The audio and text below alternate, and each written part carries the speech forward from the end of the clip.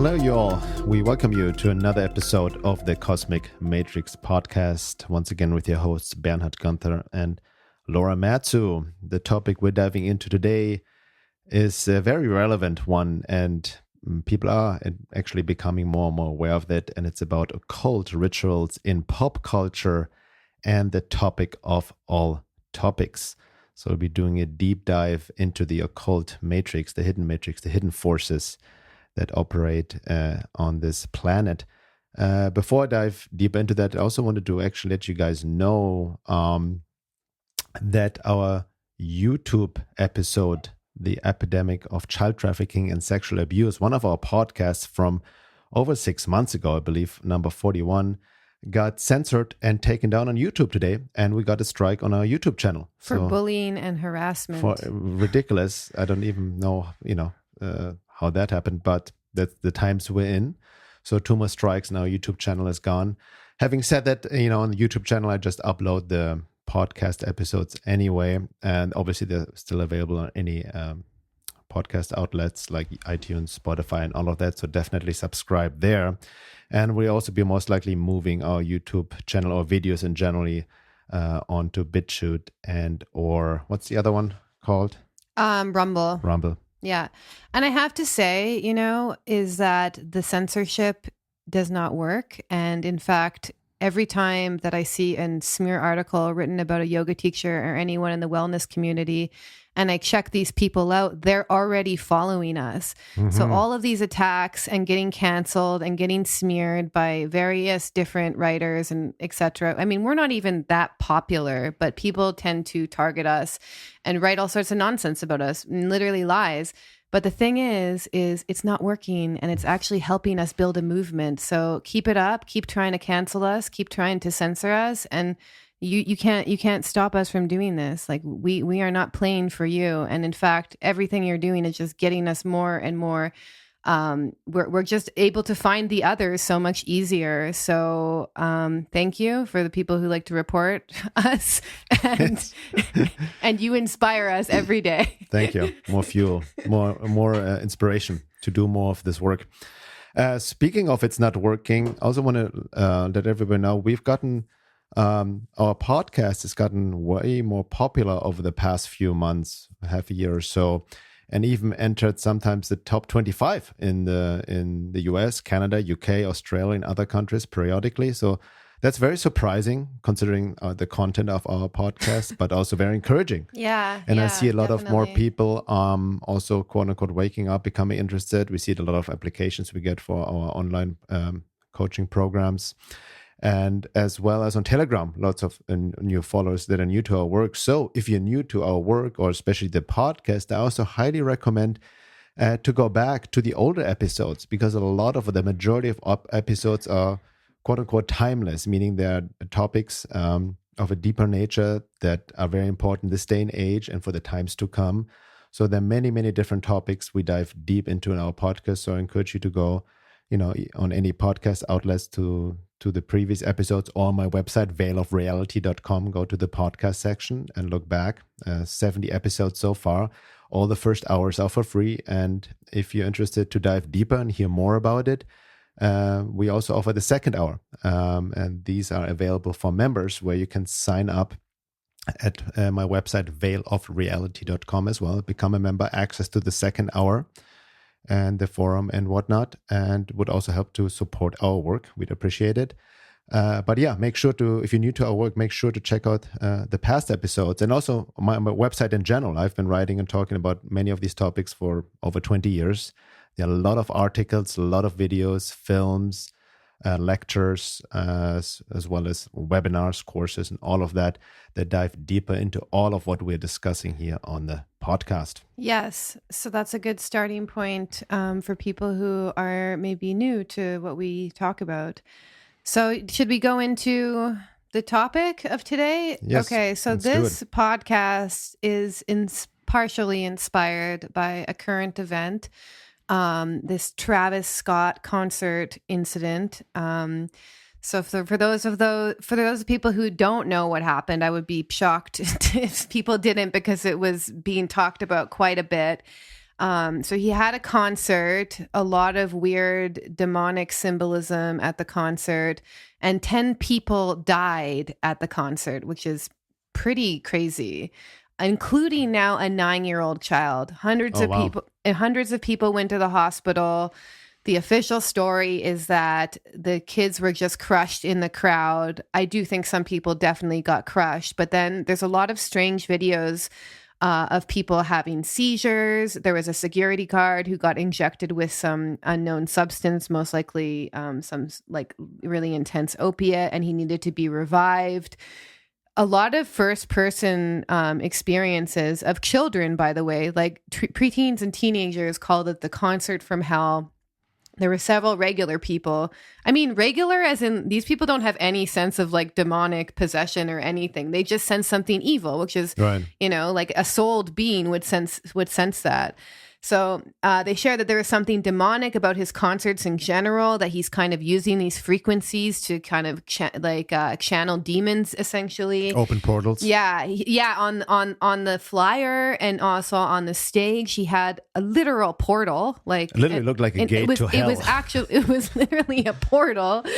And the main issue as well that a lot of people have with it is they did not stop the concert, even though they were being told that people were dying. That to me is insane. Yeah. Like I actually watched a video myself. It's very disturbing. It's not even a death, but it was 2 young teenagers begging the guy who's filming the concert to stop. And they literally say, people are dead, and he ignores them.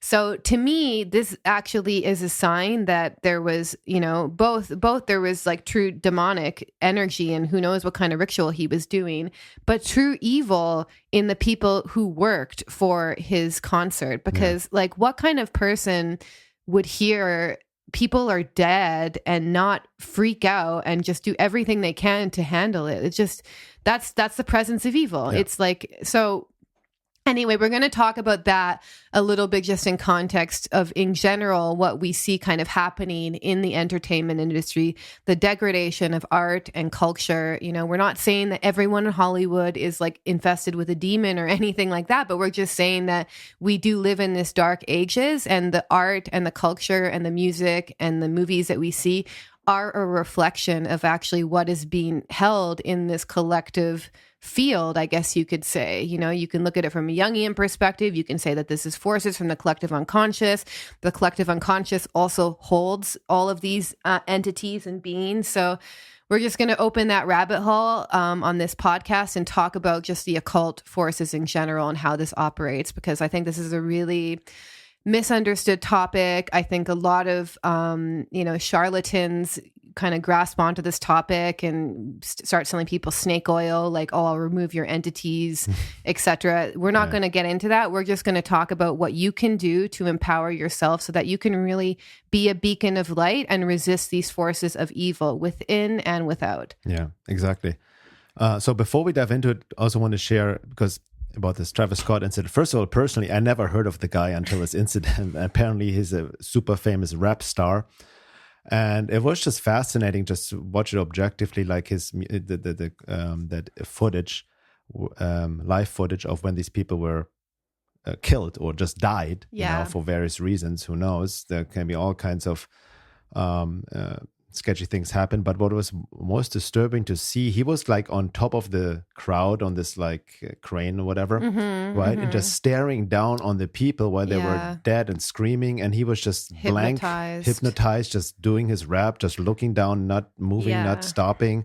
And the sound and the frequency of the bass and all that it was extremely demonic. I mean, you have to understand how also these frequencies, music is being used not only to mind control, but literally to open up portals through sound and bring up other entities from other realms and all of that. And with his whole, stage art, quote unquote, it was literally like an occult ritual, like a hidden ritual, a sacrifice to other beings, as it has been done for thousands of years, going back to ancient Egypt and whatnot, to feed these beings. And we're going to go deep into how these forces operate and what we mean by feeding these beings. Because humanity is not on top of the food chain. But I also wanted to point out 10 people died. This is not just crushing. This is not normal. I've been back in my days in the 90s in mosh pits, right? Yeah. So my metal days, Soundgarden, Pearl Jam, and all of that. You get like hit, but the moment somebody falls down, like, or people help you. That's true. Or Good like, point. or artists right away when they see something, especially metal artists, really think it's like, oh, this evil demon. No, they like stop the concert right away. Like, hold on, help this guy out. If just one person just falls down, so to speak, that's pretty common. And I remember even like Pearl Jam, somebody died actually in the Pearl Jam concert in the 90s. It was somewhere, I think in Denmark, in the Scandinavian, and it crushed the band. You know what I mean? It was just like they tried their best to help the fella, but he died, after this concert. But it was just one person. We are talking here about 10 people. You cannot tell me that they're just quote unquote crushed in the crowd. Yeah, there's so many red flags about this whole incident. And by the way, I mean, there's two things. Number one, he's actually going through his Saturn return as well. So he has a big karmic lesson to learn. I don't think he's going to learn it personally. I don't know him. I don't know him personally, obviously, but I think that you have to be at a high level of personality disorder, which is a nice way of saying like have sociopathic, psychopathic traits to kind of be this in the position he's in. But I've also seen like I've seen first person accounts from his other concerts. I actually watched a video yesterday where he basically was kind of crowd surfing in the crowd. Someone in the audience took his shoe, and he was basically commanding the audience to beat the crap out of the guy who took his shoe. Mm-hmm. Like this is evil. Yeah. Like people just worship these pop stars because they've been smeared all over the media. You have to be very cautious of the frequencies that they use in their music because it's total mind control, and we don't question any of this. And I'm sorry, like, there's a lot of hype these days, which we're going to talk about in the second hour, about escaping the matrix.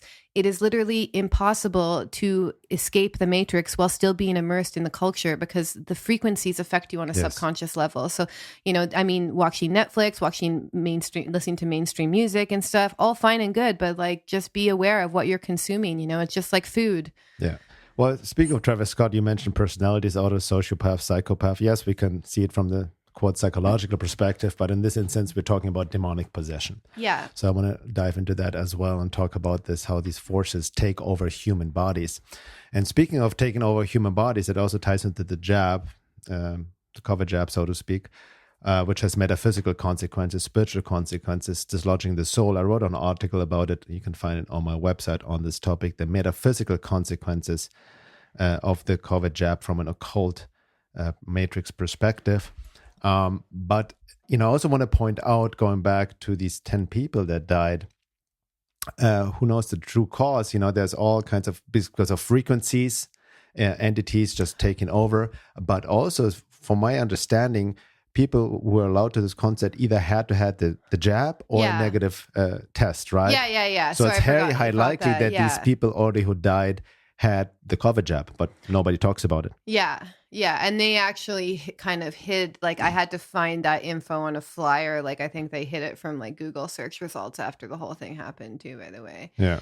So let's, first of all, let's establish, what we're talking about here, because this is a huge topic. And the reason we're bringing this up, we have talked about this before in the past episodes. And I have written about this in depth on my website for nearly 20 years. The ebooks out there, there's more information there. There's even a little video I created about the hyperdimensional matrix beyond the 3D manifestation and all of that. So it's a whole topic on and on. So we want to just point this out because it is becoming more quote unquote popular. People are becoming more aware, right? But I still see mostly people focusing on the 3D matrix.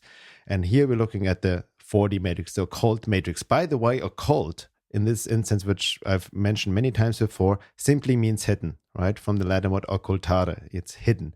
So occult not automatically equals evil. It's a hidden, like there was a hidden ritual. There was, something nobody was aware of. And we see this all over in Hollywood. Mm-hmm. We see it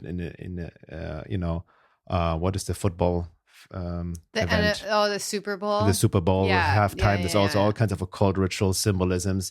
Mm-hmm. It's all over. That's how people are being controlled via symbolisms, unconscious occult rituals, targeting the unconscious and all of that. Right? Yeah, and you have to understand too, if someone is possessed by one of these demons, basically, and you're consuming the art and the media and the music that they create, is like you are also taking in that energy. Like even after the whole Travis Scott thing happened, I had like nightmares. I just felt very weird and off. It was around the new moon in Scorpio on top of it. So we have to be aware of our energetic hygiene. I mean, I think it's fine if you're in, if you know how to kind of rest in the divine light of your heart, you can go into the shadowy depths and you cannot get taken over. But the average person, I think, does not have that level of spiritual strength to do that. No. And me personally, there's many places I would not go into. Like I never watch horror movies. I never watch any of these, excessively violent or disturbing or grotesque movies. It doesn't interest me because we have to check ourselves, like what part of me wants to see this? And I guarantee you it's not your human divine self. It's some other shadowy part of your nature. And I'm not saying there's anything bad with that, but I'm just saying that we have to be aware of, like, if we feel drawn to kind of watch this type of media, I guarantee you it's not coming from a good place in you, and it's not coming in service of truth and beauty and love and healing. So if that's your intention in life, then I would be very mindful about the kind of media that's going around and our consumption of it. Well, it's no different than food. You need clean, nutritional food. Same whatever you consume, especially nowadays, media, information. Yeah. Right? There are different frequencies, different vibration that can even feed off of you, can drain your life force and all of that, as opposed to lift you up and really connect you to essence and your true self and the divine. Right? Yes, yeah. So before we dive deeper into the whole demonic possession, also in light of the Travis Scott incident on the pathology being normalized in official culture and the entertainment industry in the world as we see it, let's just establish the whole idea of what we even mentioned in the title of this podcast, the topic of all topics. I talk about this a lot, right? So the question is, where does it come from? So originally, the expression topic of all topics comes from Carlos Castaneda's work, in particular his book, his conversation with Don Juan, The Active Side of Infinity. And here's I want to share this short quote, which includes the expression, the topic of all topics. He goes, "We have a predator that came from the depth of the cosmos and took over the rule of our lives. Human beings are its prisoners. It has rendered us docile, helpless. If we want to protest, it suppresses our protest. If we want to act independently, it demands that we don't do so. You have arrived," speaking to Castaneda, "by your effort alone, to what the shamans of ancient Mexico called the topics of topics. I've been beating around the bush all this time, insinuating to you that something is holding us prisoner. They took over because we are food for them, and they squeeze us mercilessly because we are their sustenance." So that's where it originally comes from, the topic of all topics, but it is also mirrored in many, many different esoteric traditions. Yeah, I just want to break that down. So because I just want to cover bases for anyone who's new to this topic. So what does he mean when he says we are their sustenance? How does that work in humans' day-to-day life?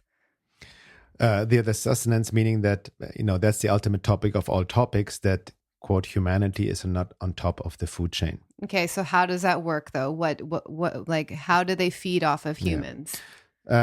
Basically, on higher realms, non-physical realms, obviously food is not physical, right?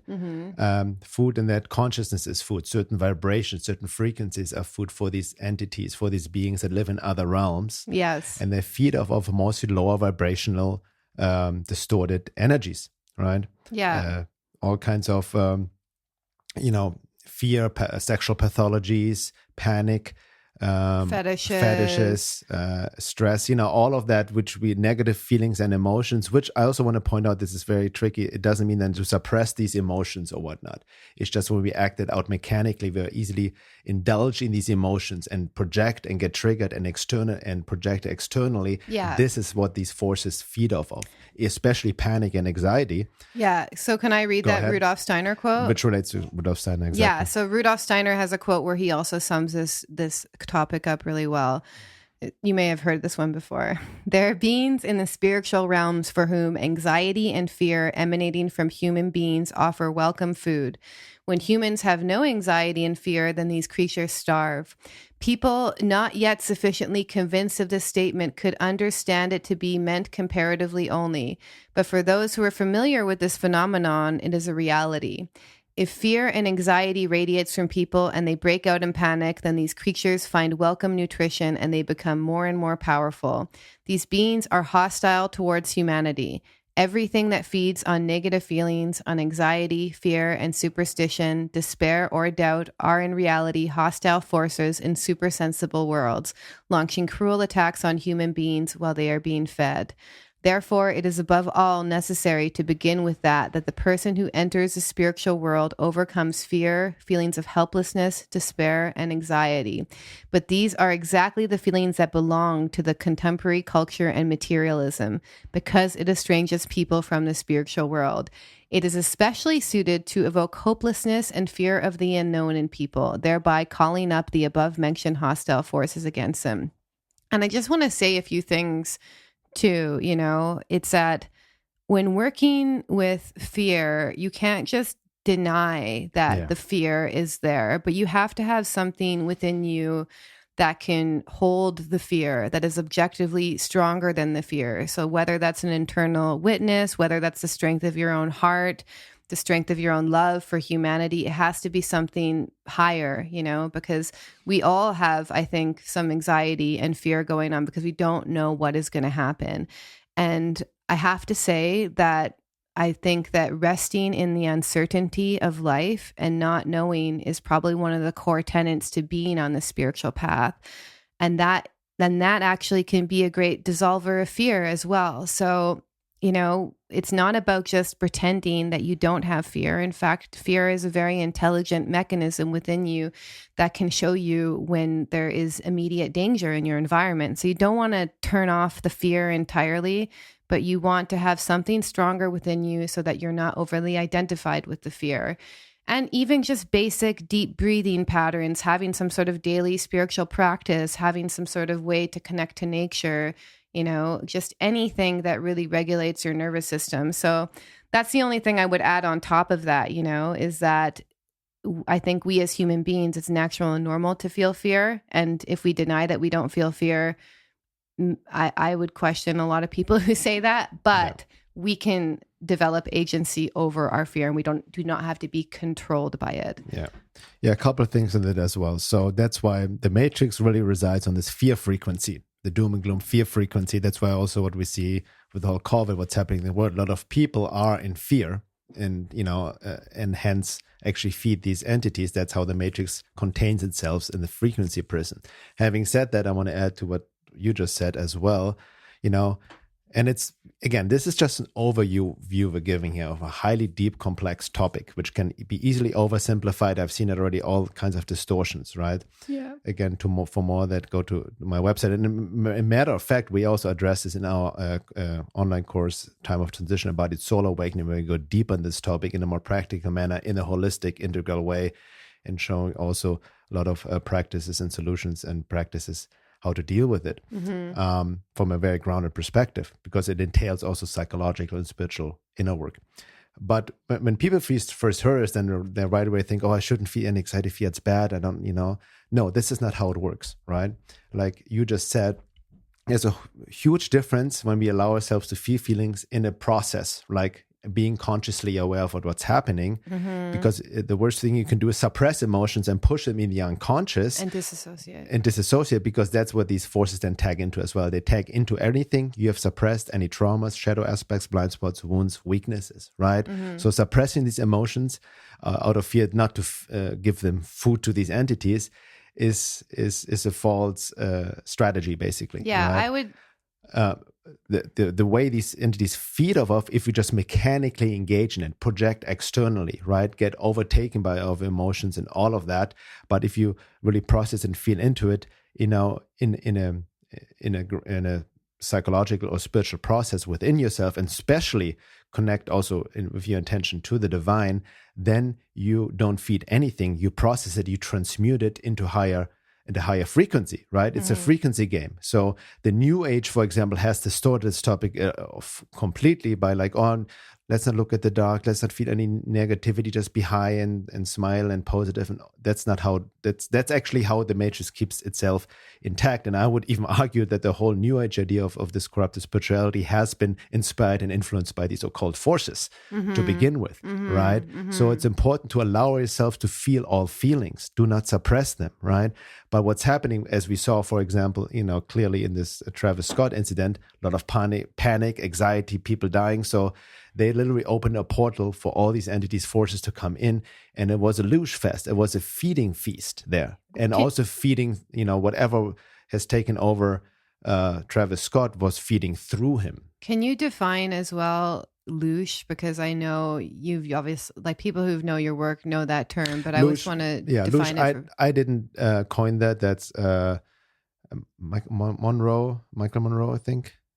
Robert Monroe? Robert Monroe, I think. Yes, yeah, he wrote the book The Journey of Souls, right? He coined Interesting. that, I read his books. Luge, if I remember correctly, meaning basically all the frequency that is emitted from us, as Rudolf Steiner talked about. The negative, they feed off of that negative energy. Right. So, and that's why, I also think that, just from my own personal experience, like, basically, let me break it down also in a Jungian perspective, is that, like, once we begin to kind of open up the channels to realms beyond the physical, into higher realms, we enter into these like archetypal realms, was what Jung would call them. But these realms basically hold a myriad of beings, just as many as are on the earth plane, basically. And we have to have some level of discernment to choose what to align ourselves with. So if we're a really open person, like a lot of these people who say they're channeling, etc., it's like, who are you channeling? What are you channeling? It's a can of worms, though. Yeah. But that's what I mean, is because I've noticed for myself through my own meditation practice, if you're engaged in a consistent spiritual practice, maybe it's just been my experience, because I do have a 12th house North Node, but I have become more sensitive to these kind of energies in these realms, and it's been it's actually been a bit of a awakening to realize that there are constantly non-physical beings that influence us and can act through us if our ego strength and our own strength of our soul isn't strong enough to direct the energy. So we have to be really mindful, and and there's a lot of, I think, people out in the spiritual community who talk about like, oh, I'm channeling this being. It's like, what being are you channeling? Yeah. And where is it coming from? So there's all sorts of ways that I think we're just kind of like in kindergarten as a collective, kind of navigating the psychic realms with no discernment. And the real discernment is to understand these forces which are hostile to humanity, which will often also disguise themselves as beings of light, Yeah. And just being aware of that, and what gets in the way with that, or what aligns us with these hostile beings, is really basically our own narcissistic, selfish, self-interested side, our own evil side. That's why it is important to do shadow work and do shadow integration, so that you have more conscious agency over what you're acting out, and you're not just playing out these subconscious scripts all the time. Yeah. So yeah, I want to add on that. You made a very good point, because these entities, these forces don't work always so evil and obvious in a demonic way as we saw in the concert, but most often in more subtle ways. Yes. Via, as it said, the devil most often or Satan most often appears as an angel of light. Sri Aurobindo talked about these forces can take on all kinds of appearances that appeal to your own ego. belief system, to your ego, to your self-importance. That's how people are being tempted, right? You see a lot of people in the spiritual community, this whole channel communities, it feeds a self-importance and all of that. And, and truth is very most often mixed with lies. So it's not that obvious. It's not like a Hollywood demonic slayer movie. Like The Exorcist, you right? mean? Yeah, exactly. It's not like that. That can happen as well, but it is not always like this. It's more subtle, especially nowadays. They can easily tempt us off the wrong path. Yeah. And hence, the inner work is important, because we will talk about this more. They can only get to us where they have certain entry points. Yes. But before we dive into it, I want to also share another quote that relates to what Rudolf Steiner said about how these forces operate and feed off of our illusion. That's from the mother, Sri Aurobindo's partner. Okay, so she says there are entities, beings, wills, various kinds of individualities in the world who have all kinds of intentions and make use of every opportunity either to amuse themselves if they are smart beings, or small beings, if they are small beings like trickster energy, or to do harm and create disorder if they are beings with a greater capacity. And the latter have a very considerable power of penetration and suggestion. And wherever there is the least opening, the least affinity, they rush in, for it is a game which delights them. Besides, they are very thirsty or hungry for certain human vital vibrations, which for them are a rare dish that they love to feed upon. And so their game lies in exciting pernicious movements in man, so that man may emanate these forces and they be able to feed on them just as they please.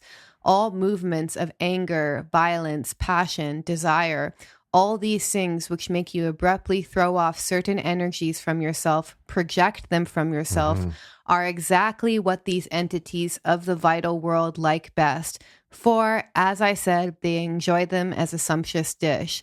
Now, their tactics are simple. They send you a little suggestion, a little impulse, a small vibration which enters deep into you, and through contagion and sympathy awakens in you the vibration necessary to make you throw off the force they want to absorb.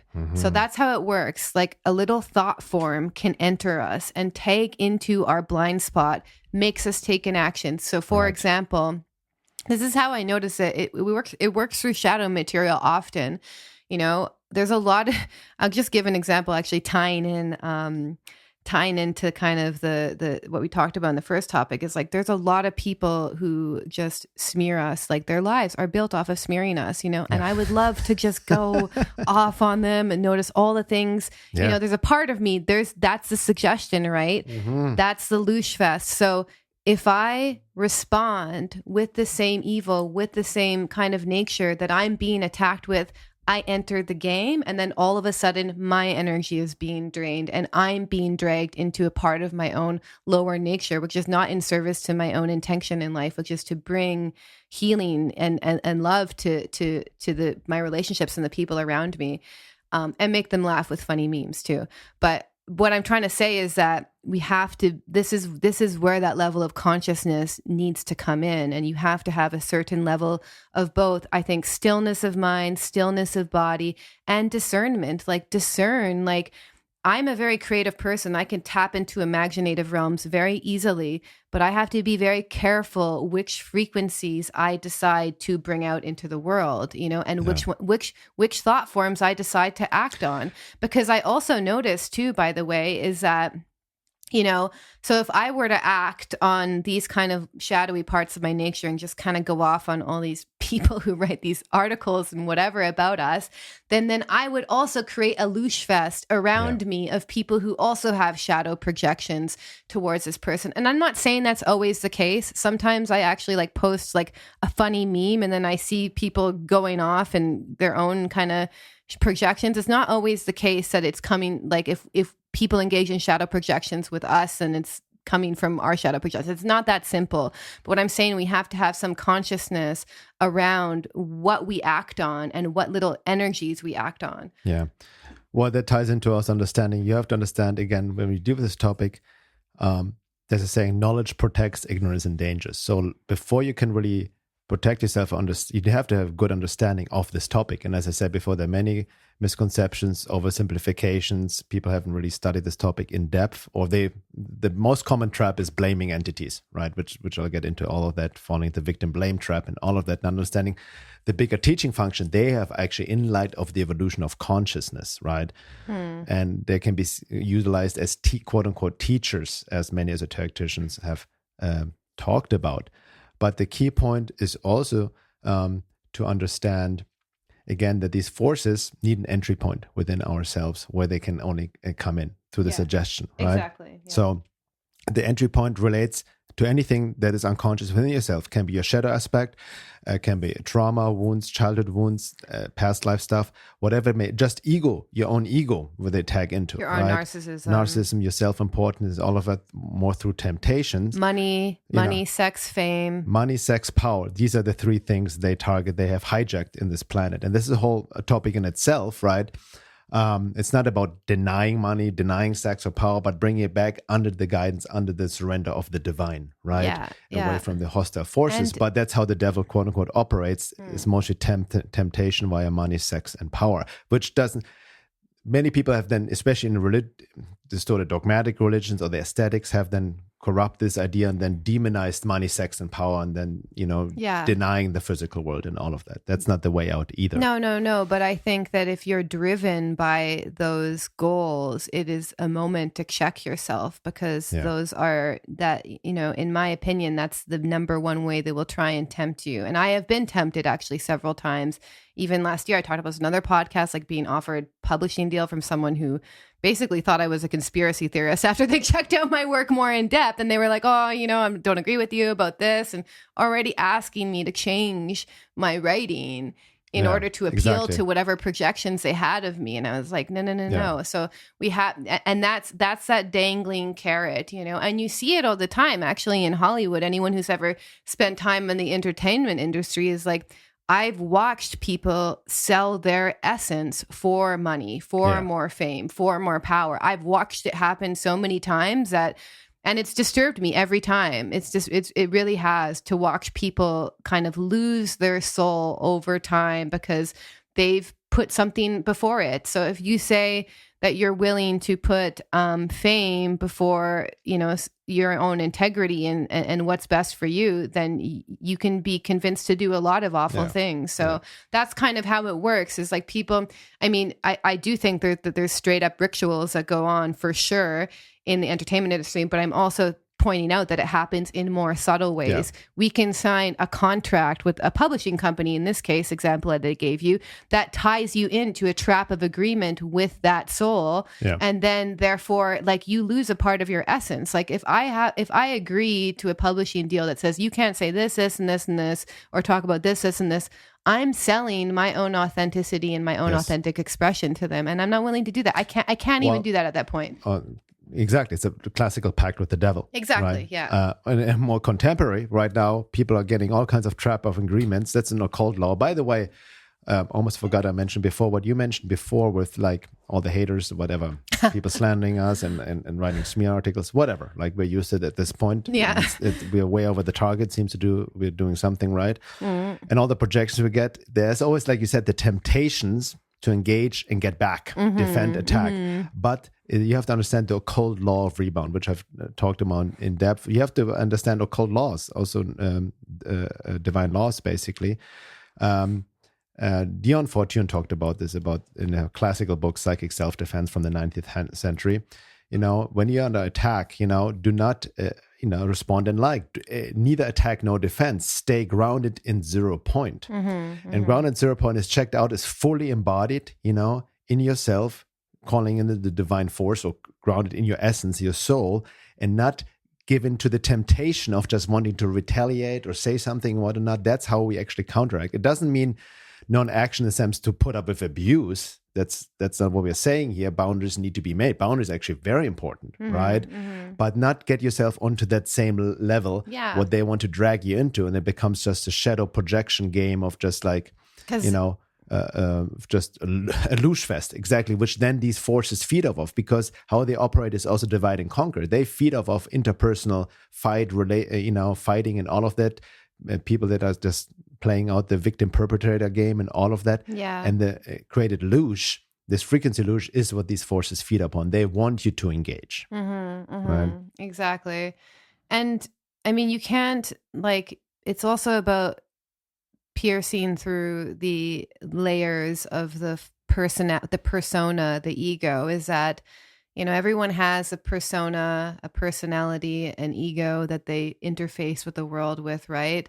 And then behind that is the soul and the energies that may be, you can call them spirit guides. There's positive and negative spirit guides. So, when you realize that you're dealing with a demonic energy in someone else, you have to you have to witness exactly what is working through them and respond to that. Right. That's the thing. So, and also it does take a certain amount of spiritual strength, because this is a really, this kind of interfacing with this kind of energy can create fear in you, or attempt to create fear. And remember, they're always trying to kind of create that reaction in you, so you really have to have a certain amount of emotional intelligence and ability to stay centered in order to not respond on that, because it will start to stir these little emotions in you, Exactly. And we have to be able to have the consciousness to choose, be like, oh, I feel a little bit angry, I feel a little bit anxious, and then choose the right course of action. And that to me is this real spiritual warriorship, which you're being called to do right now, is that we are in a battle. We're in a war. Yeah. Rather than contained of several battles, and it's really a war for your soul. Yeah, and we have to, and exactly. So you kind of have to be like a bit like a martial artist, and know when to say no, know when to put up your sword, and then also know when to walk away, which is a lot of the instances. It's to. One thing that also came to me, you talked about the importance of discernment, right? Which is true. But you have to have a certain level of embodiment being, and I've done quite a lot of self-work already, the great work, to have that true discernment, which also ties into true intuition. Yeah. Because a lot of people claim they have discernment, but it's still their own, coming from their own projections or triggers, right? So you, to really, like you said, read another person, what's coming through it, you have to really know your own stuff, be aware of know yourself, your own shadow, your own potential triggers, what may trigger you in the other person. Yeah. So you don't mistake your own shadow material, what you project another person for, like maybe an entity coming through. Oh, yeah. That's a huge one. Totally. Right? Exactly. Which also ties into the idea, for example, resonance. There's a saying, oh, take what resonates and leave the rest. I've talked about this many times. I've written an article. There's truth to it, but it's one of the most abused saying, because people resonate with their bias, their emotional projections, what makes them feel good, or what repulse them.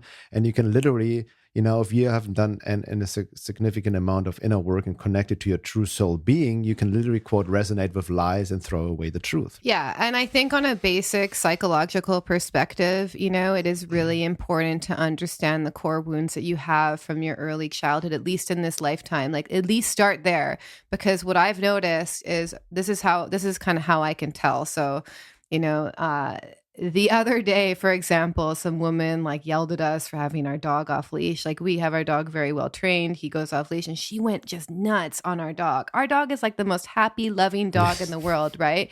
But the first question I have to ask myself is this tagging into my own mommy and daddy stuff, because that's where they can kind of hook in a little bit if it triggers that. And it wasn't in that moment, actually, but I still felt fear because this random stranger was yelling at me. And then I realized she's actually I was feeling really good before that, and she's trying to drag me down to her own level of despair. And understanding David Hawkins' frequency map, usually what I actually do when I'm confronted with someone like that angry is I go into freeze. And understanding the nervous system and trauma therapy is actually, it was better for me to fight and just be like, no, I'm not going to, why are you yelling at me? And just kind of put up that boundary, So we have to know ourselves really well, because if she were to tag in to my own mommy or daddy stuff, which she wasn't in that moment, then it would be very easy for me to go into a shadow projection towards her.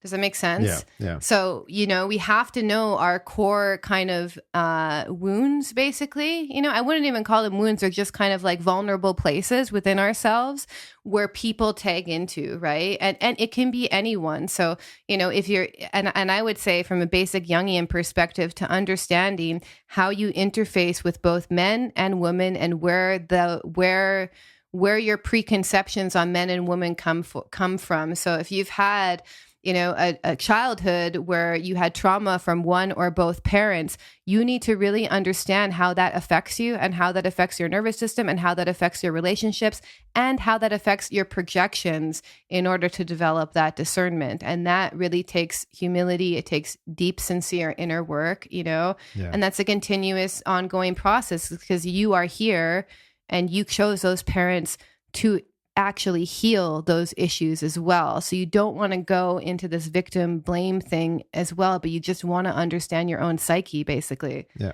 And speaking of discernment, and again, adding to what you just said regarding to this topic of all topics, and interference is attachment and possession. I've worked with this for over a decade with many, many people. And it takes a high level of being and awareness sensitivity to really know what kind of entities coming in or where they're tagging into. And I've seen so many people, I have 10 entity attachments, 15, 12. Like, I don't even know where they get these numbers. But mostly people are in this paranoid state, not understanding this topic, and definitely, and especially have not done any basic, what I so-call basic, grounded, foundational, sincere inner work, basic shadow work, psychological work, childhood work, trauma work. And they mistake their own triggers and trauma responses for entities. Exactly. Right. And that's I see this a lot. And then they trying to go to some questionable healers. Or can you remove this entity?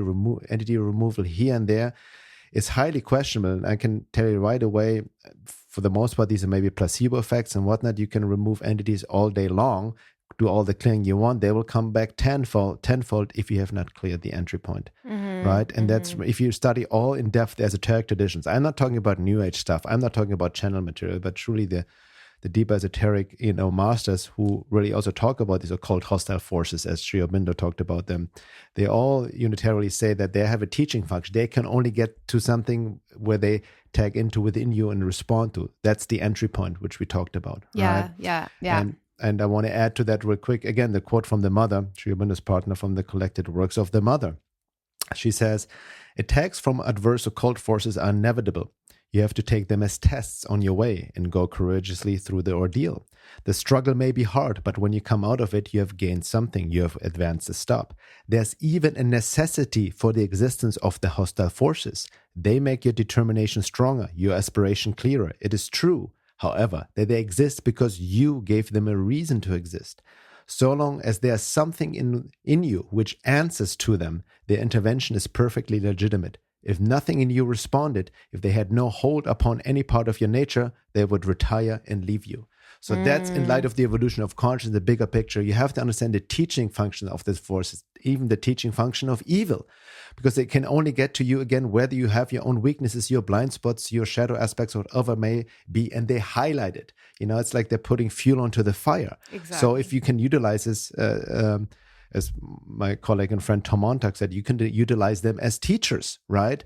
Because whatever is even in more intense a reaction, that's where they come in and feed upon that, right? So the way out is not blaming entities, trying to remove them or blame anyone. It's like, what is it within me that is responding to them? So that takes a high level of self-responsibility. Yes. Right? Yes. A very high level, and sincerity in the work, which, for example, again, what we do in our course, ongoing course, Time of Transition, Embodied Soul Awakening, where we combine the necessary somatic psychological work, because it needs to happen through the body, not the talk therapy, in combined with occult esoteric work to bring these two areas together to really clear these entry points and cut off the food source for these beings. Yeah. And I teach people, because for anyone who's a Pluto and Scorpio generation, in evolutionary astrology, I wouldn't even say Pluto and people with strong 8th house placements, 12th house placements, but it's been said by, in evolutionary astrology, people in the Pluto Scorpio generation specifically have had many lifetimes dabbling in magic and the occult. So you could have contracts. That's true. Going back lifetimes that begin to replay in this lifetime through different people you meet, situations you end up in, so this can go really deep. And it's really important too, on a basic level, that we understand our nervous system, understand basic trauma, therapy, and how to self-regulate ourselves. Because I have to say, a lot of the times in the past where I thought I was quote unquote getting psychic attacked, I was just extremely dysregulated in my own nervous system, and I didn't actually understand how trauma got stored in the body.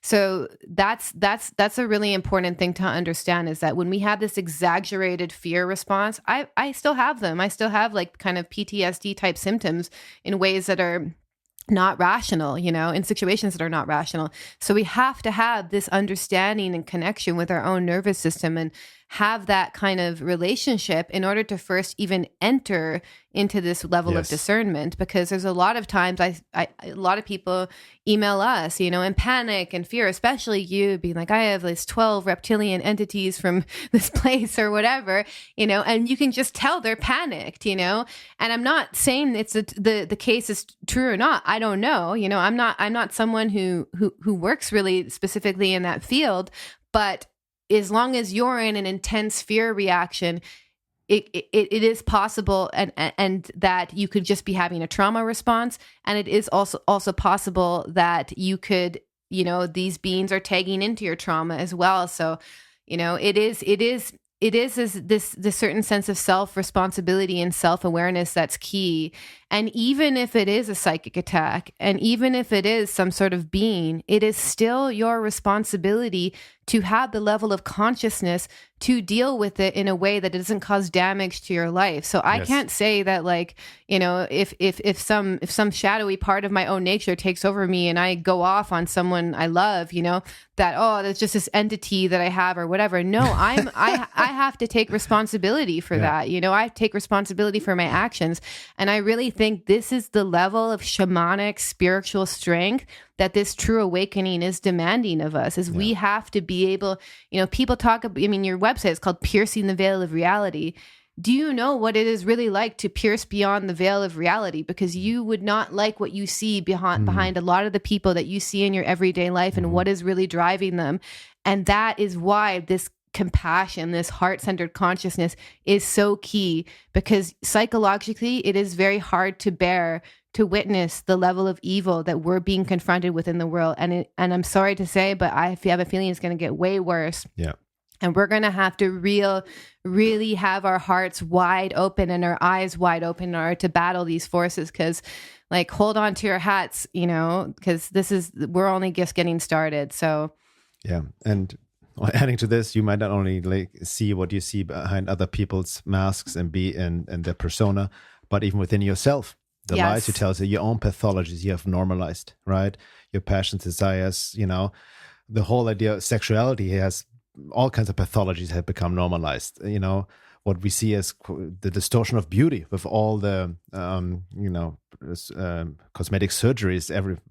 I lost count of many women have Botox and lip, I don't even know, what do you call it, injections, you know what I mean? Yes. This distorted standard of beauty, which also, this is pathology normalized. That's how these forces create reality through us. This is how you have to understand, this is a war of consciousness, a war over your soul, and the war is through you. They're trying to create their desired reality through human beings, which are used as hosts, as hosts by interference or complete demonic possession. It ties into the jab. I've talked about this. The jab removes more and more the soul from the body, so these entities, these forces have a better opportunity to use human bodies as incarnational opportunities and completely possess them, take them over. Even on a 3D level, people focus on the psychopaths like Gates, Fauci, Trudeau, Schwab, Biden, Pelosi, all of these. They are just puppets of these forces, right? So the more you project your hate, your anger onto these puppets, that's what these entities feed of coming through, working through these individuals. No difference than, remember Star Wars, the Emperor, Emperor wanted to get Luke Skywalker to get angry at him, was feeding off that anger projected towards him, right? Whatever was working through it. Because you can kill all the psychopaths in the world right now. These entities do not care. They just choose another host. So there needs to be a different way out. It's really, in the way out, as Sri Aurobindo said, is embodying the divine. And we're going to dive deeper also more on that. Nearing the first hour, it's really, we really just touched the surface. So we're going to dive deeper into that in the second hour. Yeah. But again, what we have going with, what we are offering right now, again, goes back to the course, A Time of Transition, Embodied Soul Awakening, which we have an enrollment going right now for the January 3rd round for 12 weeks, where we go into these topics in an integral, holistic approach in a very grounded manner, and bringing in topics many people don't bring in. But we give the right tools and the grounded knowledge and wisdom you can use and apply to navigate these times we're in right now. Because what we need to understand is we need to have a holistic, integral approach, not just focus on one thing or the other, but this holistic approach of inner and outer work. Yeah. And did you want to add something? Yeah. And the main thing is like, when they're trying to extract the soul from humanity, the key is to embody your soul, like, and that begins with the awareness of the body, with doing the spiritual inner work to clear everything out of the way. There's a light in your heart that connects directly to the divine. And that's the source of creativity. It's a source of energy. It's a source of love.